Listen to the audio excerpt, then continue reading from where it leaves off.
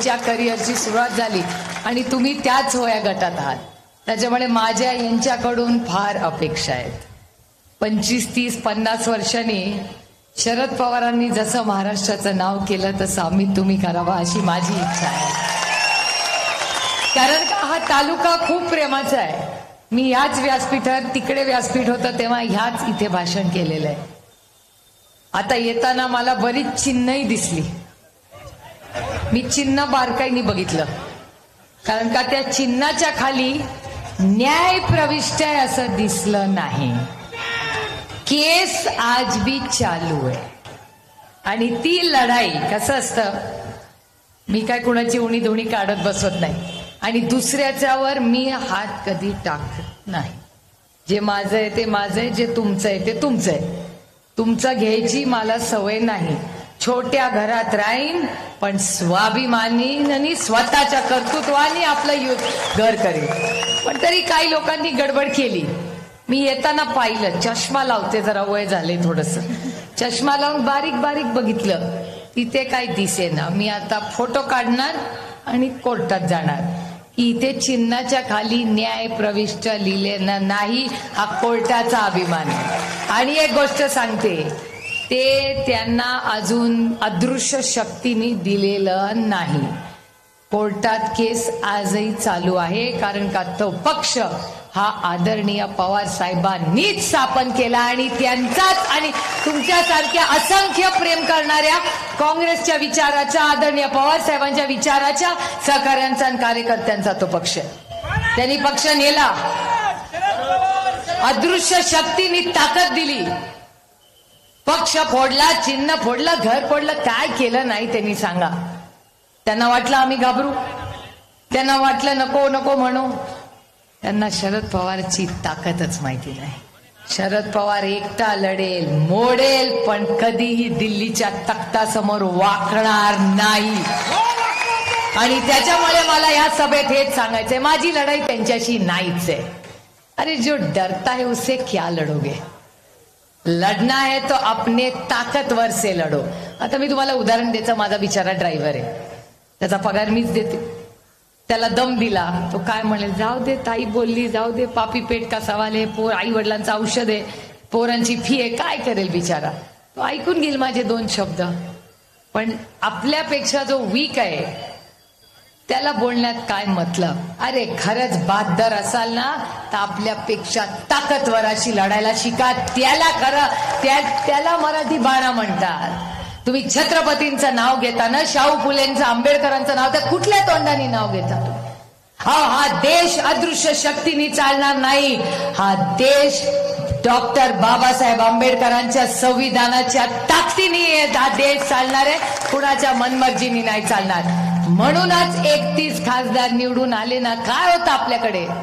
अरे आम्ही, तुझ्याकडे तर सगळं आहे, माझ्याकडे तर बोलबाला होता, तुझ्याकडे चिन्ह आहे, माझ्याकडे चिन्हही नव्हतं. 1 वर्षापूर्वी, अजून मला तो दिवस आठवतो, आज 29 ऑक्टोबर आहे. 30 ऑक्टोबरला माझ्या मुलीचा वाढदिवस असतो. 30 ऑक्टोबरला माझ्या मुलीने विचारलं की ताई, आई माझा वाढदिवस आहे, तू कुठे असशील ना आमच्या बरोबर? मी तिला म्हणले, बघ, वडील आणि मैत्रिणींबरोबर वाढदिवस करायचा असेल तर मुंबईत राहायचं, आणि वाढदिवसाला आई हवी असेल तर तुझी आई लढण्यासाठी सुप्रीम कोर्टात चालली आहे, तू ठरव तुला काय करायचंय. मला अभिमान आहे माझ्या लेकीचा. माझी लेक माझ्या बरोबर सुप्रीम कोर्टात सकाळी 11 ते संध्याकाळी 5 उभी राहिली, पण वाढदिवस आम्ही साजरा केला नाही. ह्याला जबाबदारी म्हणतात हो, इथेच. त्याच्यामुळे लेकींमध्ये तुमच्या फार ताकद आहे हो. छोटस झालं तर आम्हाला रडायला येतं, पण जेव्हा आमच्यावर घात होतो ना तेव्हा तुमच्या लेकी तुम्हाला अभिमान वाटेल अशा वागतील. माझी जया वागली तशी. काय घाणेरडा आरोप माझ्या जयावर केला. जया जेवढी बाळासाहेबांची मुलगी आहे तेवढी आपल्या सगळ्यांची बहीण नाही, आपली लेक नाही, ती या महाराष्ट्राची लेक नाही. आणि आपल्या लेकीवर तुम्ही घात करता, ही तुमची संस्कृती? मला विचारा, मला आश्चर्य वाटतं, जे तुमच्या विरोधात ज्यांनी फॉर्म भरलाय, कुठल्या का पक्षाचे असे ना, एकाच्या तरी हिंमत झाली का म्हणायची की त्या भारतीय जनता पक्षाच्या नेत्याचा मी जाहीर निषेध करतो, माझ्या बहिणीबद्दल काय बोलले? झालं का कुणाची हिंमत? आज जयावर बोलतात, उद्या तुमच्या सगळ्यांवर बोलतील. अहो आमचं घर फोडलं, पक्ष फोडला, सगळं फोडलं, आम्ही कोर्टात गेलो. लोक म्हणतात शहाण्यांनी कोर्टाची पायरी चढली नाही. तुमची शाणी डायरेक्ट सुप्रीम कोर्टाचीच पायरी चढली. काय करणार? संघर्षाचा काळ होता. माझ्या 80 वर्षाच्या वडिलांना ह्याच अदृश्य शक्तीने 1 नाही 8 वेळा इलेक्शन कमिशन मध्ये 4 तास बसवून ठेवलं. तुम्हाला चाललं असतं? सुप्रीम कोर्टात आज लढाई आहे. आमची चूक काय? आमची एवढी चूक की आम्ही इमानदार आहोत, ही आमची चूक आहे. आमच्या मागे आईस नाही. आता नगरकर म्हणतील आईस म्हणजे काय? आईस म्हणजे बर्फ. ICE. आय म्हणजे इन्कम टॅक्स, सी म्हणजे CBI आणि ई म्हणजे ईडी. आमचं तसलं काय नाही, एकदम मोकळं राखलंय सगळं. म्हणजे आम्ही इमानदार, ते लढायचं, सुप्रीम कोर्टात जायचं, धावपळ करायची आणि आईस सगळे आरामात बसलेत, काही प्रॉब्लेम नाही. अशी परिस्थिती आहे राज्याची. आणि मग माझ्या ध्यानात आलं ही लढाई फक्त महाराष्ट्राच्या स्वाभिमानाची आहे. छोट्या घरात राहू, अर्धी भाकरी खाऊन राहू, पण कुणाला आम्ही मिंदे आयुष्यात राहणार नाही. हे आमचे संस्कार आहे. आम्ही मराठी लेखी आहोत. ज्या पद्धतीने जया वागली, मला अभिमान आहे जयाचा. ती गप्प बसली, आरेला कार्य म्हणत बसली नाही. काय होती ती चूक तिची? की ती एक मुलगी आहे.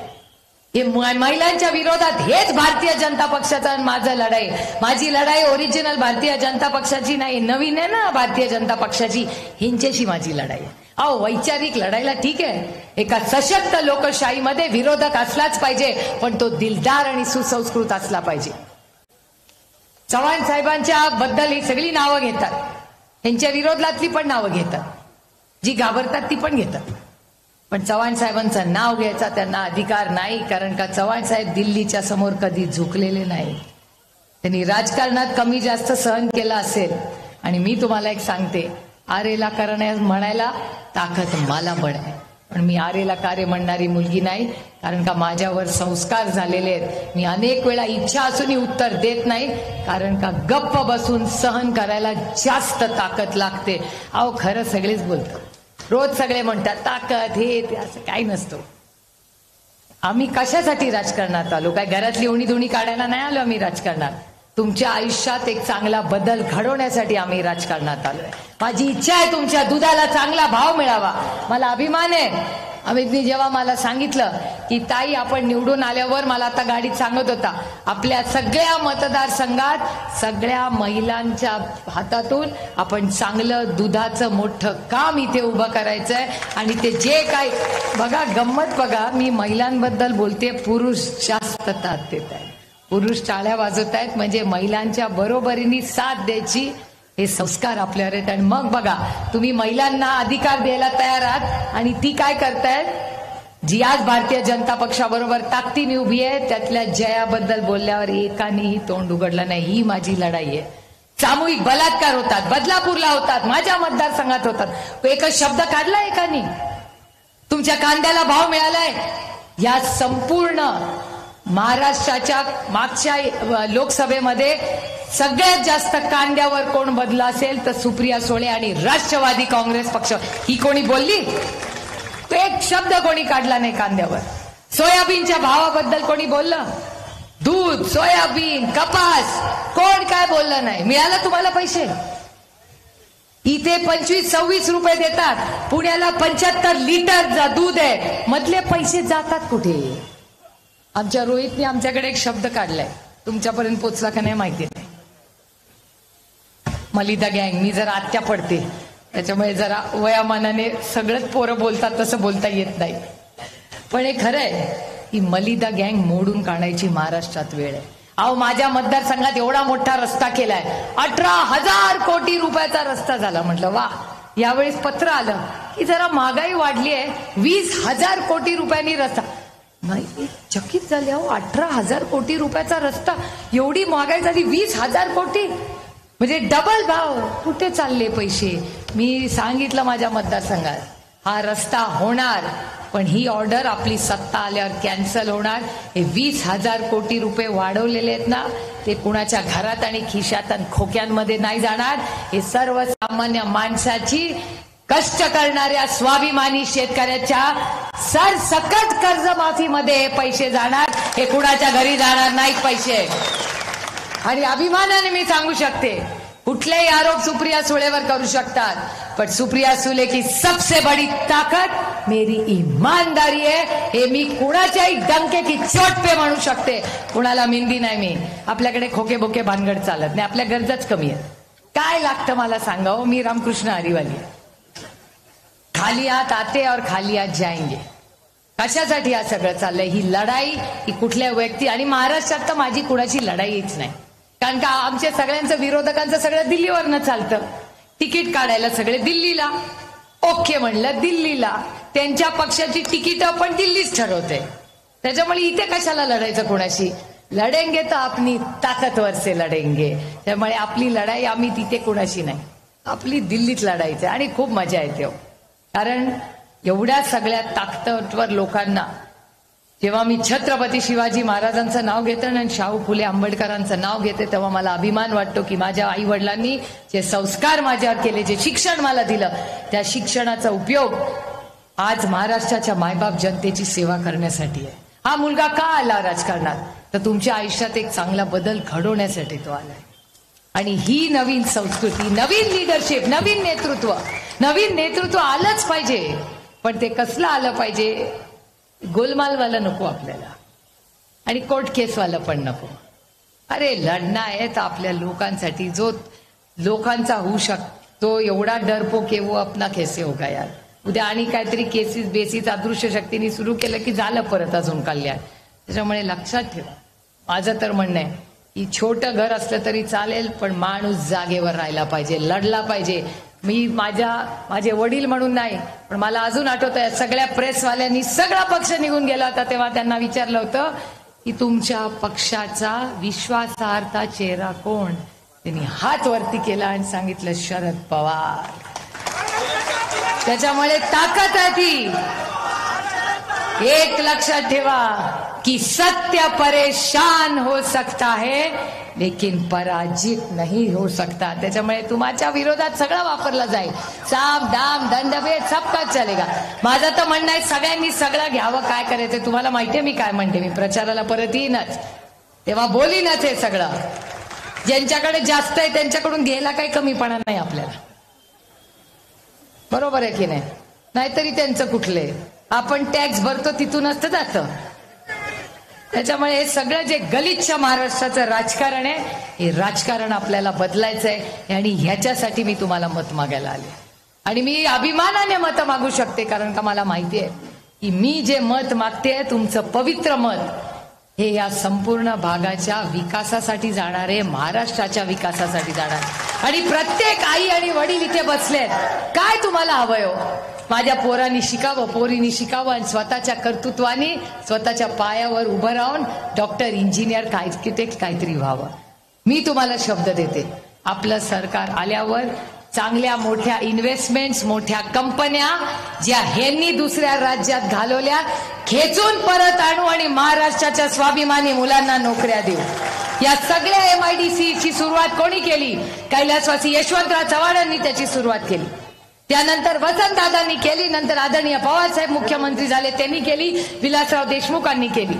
त्याच्यात खूप मोठं योगदान थोरात कुटुंबाचं आहे आणि बरेच कुटुंबाची योगदान आहे त्याच्यात. काय कोण एकटा सगळं करत नाही, सगळ्यांचे टीम वर्क असते, त्यांनी करतात. पण आज नंतर जेव्हा जेव्हा इन्व्हेस्टमेंट या भारतातील पहिला चॉईस त्या इन्व्हेस्टमेंटचा महाराष्ट्र असेल, अशी परिस्थिती या राज्यात करून ठेवू आपण. त्यामुळे करण्यासारखं खूप आहे. भ्रष्टाचार मुक्त महाराष्ट्र.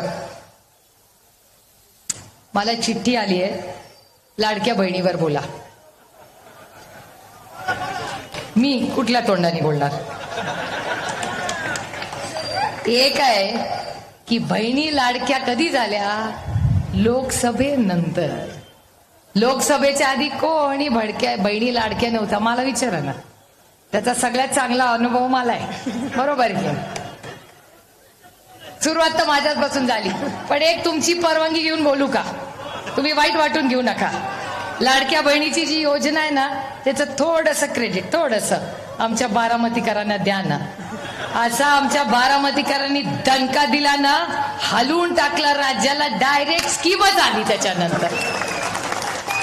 त्याच्यात तुमचा पण आहे वाटा, असं नाही. सबका आहे. जे 31 खासदार निवडून आले ना महाविकास आघाडीचे, त्या सगळ्या 31 मतदारसंघांचा जाहीर आपण आभार मानले पाहिजेत. जो दणका दिला ना की डायरेक्ट बहिणी लाडक्याच झाल्या. पण एक दुर्दैव आहे या बहिणींच्या स्कीमचं. तुम्ही स्कीम दिली मला आई, आणि या स्कीम बद्दल मला काय म्हणायचं नाही. मी एकच सांगेन की माझं थोडंसं हे वेगळं मत आहे. बहिणींचं प्रेमच या महाराष्ट्रातल्या भावांना कळलं नाही हो. आमच्या बहिणींना यांना नाती आणि व्यवहारातलं अंतरच कळलं नाही. नात्यात पैसे नसतात, प्रेम असतं, आणि व्यवहारात पैसे असतात, प्रेम नसतं. तुम्ही व्यवहारात प्रेम करायला गेला ना, केलं डबका आपलं बंद झालं दुकान. आणि नात्यात पण जेव्हा पैसे येतात ना तेव्हा प्रेम नसतं. 1500 रुपये मी तुम्ही बहिणींचं नातं तुम्हाला वाटतंय अरे मांग के तो देख लेते तुमको सब कुछ दे देती. काय एवढं मोठं गटुड आहे. तेच होतं ना, कोण नाही म्हणलं होतं. पण अदृश्य शक्ती आमची, अदृश्य शक्तीमुळे हे सगळं झाले. पण ठीक आहे, आता अदृश्य शक्तीशी बी लढलेंगे. माझी तर नेहमीच भेट होते अदृश्य शक्तीची, त्याच्यामुळे मला गंमत येते. कारण का लढायला जरा ताकदवर माणूस पाहिजे ना, नाहीतर लढाईला मजा कुठे येते. त्याच्यामुळे लाडक्या बहिणींची तुम्ही काळजी करू नका. लाडक्या बहिणींना यांनी 150 दिलेत. आपण नुसते बहिणींना पैसे देणार नाही. हे सगळे कॅमेरे आहेत ना, लक्षात ठेवा आणि रेकॉर्ड करून ठेवा सुप्रिया सुळेचे शब्द. आणि मी माझे ज्येष्ठ बंधू कैलासवासी RR पाटलांना केंद्रबिंदू ठेवून हा शब्द तुम्हाला देते की माझा भाऊ RR पाटील जेव्हा या राज्याचे उपमुख्यमंत्री होते आणि गृहमंत्री होते, महिलांवर अन्याय व्हायचा नाही. जे राज्य RR आबांनी होम मिनिस्टर गृहमंत्री म्हणून चालवलं तसंच राज्य आणू. आणि आपलं महाविकास आघाडीचं सरकार आल्यावर महिलांची सगळी सुरक्षिततेची जबाबदारी महाविकास आघाडी ताकदीने घेईल. या राज्यात कुठल्याही मुलीचा अपमान होणार नाही.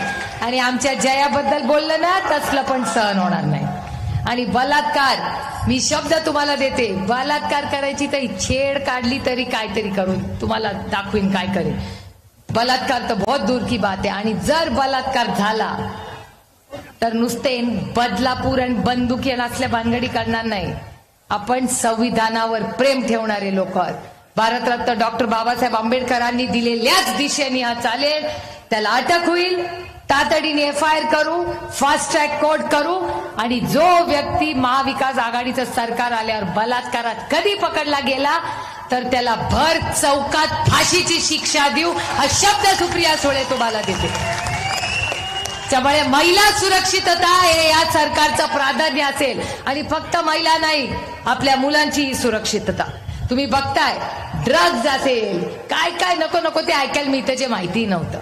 सुरक्षितता, चांगल्या दर्जाचं शिक्षण, एकही शाळा या राज्यात बंद होणार नाही. एक मूल असलं तरी चालेल, पण शाळा त्याला अधिकारानेच मिळेल आणि तिथे शिक्षकही असेल. खूप काम करायचे आपल्याला. आणि म्हणून अमित सारख्या युवा पिढीला माझ्या त्यांच्याकडून खूप अपेक्षा आहे की तुम्ही नवीन क्रांती घडवा, पारदर्शक काम करा. कुणाच्याही आहारी ती गेलीच बाकीची तसे जाऊ नका. इस पार्टी में डरना मना है. काही घाबरायचं नाही. आपला नेता नुसता नेता नाही, तो महाराष्ट्राचा योद्धा आहे. त्यांचं वय काढलेलं त्यांना आवडत नाही. पण जर 80व्या वर्षी शून्यातून ते विश्व उभं करू शकतात तर आपण नक्कीच करू शकतो. आणि आपण सुशिक्षित आहोत, साफ चालू आहे. त्याच्यामुळे ताकदीने राष्ट्रवादी काँग्रेस पक्ष जो ओरिजिनल आहे, कोर्टवाला नाही, ज्याच्यात खाली लिहिले न्याय प्रविष्ट आहे, गॅरंटी पण नाही किसका आहे, तिथे लावतात आणि त्याच्या शाद्याने लिहिलंय न्याय प्रविष्ट. ती केस मीच लढते. मला काय कमीपणा वाटत नाही कोर्टात जायला. कोर्टात काही नाही गेले 8-10 दिवस तर असं वाटते अरे बरेच दिवसात लढलोच नाही कोणाशी. ही कोणी येत पण नाही कोर्टात, मी जाते कोर्टात. मला काय कमीपणा वाटत नाही. आपल्या सत्यासाठी, वडिलांसाठी आणि महाराष्ट्राच्या स्वाभिमानासाठी कोर्टात किती वेळा लढायला लागेल तर तुमची ही लेख जाईल. आणि मी जोपर्यंत न्याय मिळत नाही, आता लोक म्हणतात वाजली ना तुतारी, माझ्या पांडुरंगावर फार प्रेम आहे. माझं डायरेक्ट कॉन्टॅक्ट आहे माझ्या पांडुरंगाशी. तेव्हा जेव्हा हे झालं तेव्हा मी पांडुरंगाला म्हणाले की काय रे बाबा पांडुरंगा, माझं काय चुकलं?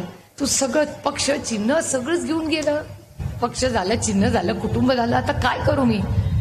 कदाचित थोडीशी परीक्षा घेत होता पांडुरंग. दिलेली परीक्षा चांगली असतं, मधूनातून चांगल्या गोष्टींची जाणीव होते. आणि पांडुरंगांनी काय मला द्यावं? माझ्या पदरामध्ये तुतारी वाजवणारा माणूस टाकला. आता मला सांगा, अकोलेमध्ये जेव्हा लक्ष्मी कलेक्शनचं उद्घाटन झालं तेव्हा तुतारी वाजली होती की नाही? जेव्हा तुम्ही पंचायत समितीची बिल्डिंग काढली तेव्हा पण तुतारीच वाजली होती.